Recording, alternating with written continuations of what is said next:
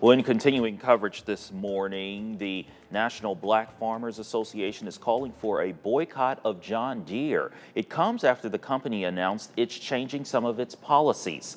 In a statement to News 8, founder John Boyd Jr. also called for Deere CEO John May to resign. He says in part, quote, "It is the farmer, not the machine, that will take care of the crop and ensure it grows. I challenge John Deere to service all of America's farmers, including black farmers."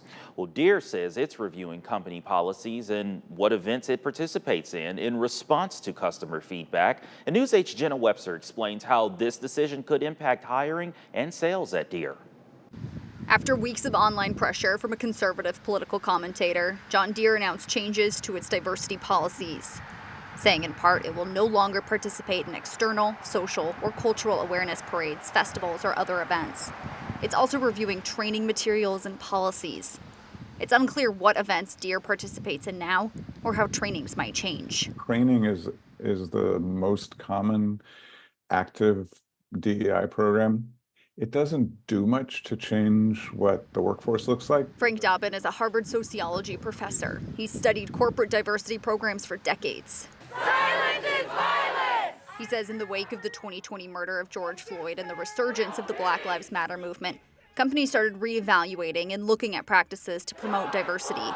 Now, there's a counter movement against it. You know, we have conservative thinkers affecting how investors are thinking about this, with the threat that, you know, customers for these in this sector may not be on board with DEI programming. In its statement, Deere says it was listening to feedback, saying, quote, "We consistently prioritize internal policies that more closely align with our business strategy to meet the needs of our customers." These politicized attacks on DEI are absolutely bad for business. Sean Harper is a business professor at the University of Southern California. He says diversity policies aren't about politics and should focus on the business aspect. John Deere has to customize and situate its DEI efforts for the environments in which they are located. Why it is important to invest in programs for girls and young women to get them into farming. Why it is helpful to our nation to ensure that black farmers and other farmers of color have equitable access to equipment. Just last month, Deere agreed to pay over $1 million in back wages after alleged hiring discrimination.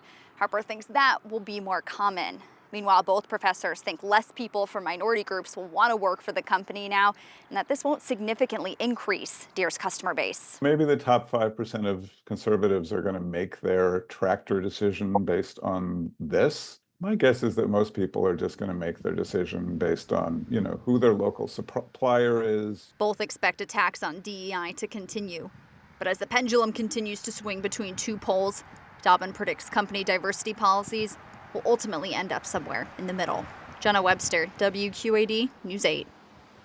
Dobbin says while Deere is making this change publicly, some companies are walking back DEI initiatives quietly, such as talking diversity out of the title of an internship program. He says it's not to get rid of DEI initiatives, but to avoid the online pressure that Deere got. And we've asked Deere for clarification on this announcement, including how it tracks diversity and which events it will no longer participate in, and we're waiting on those answers.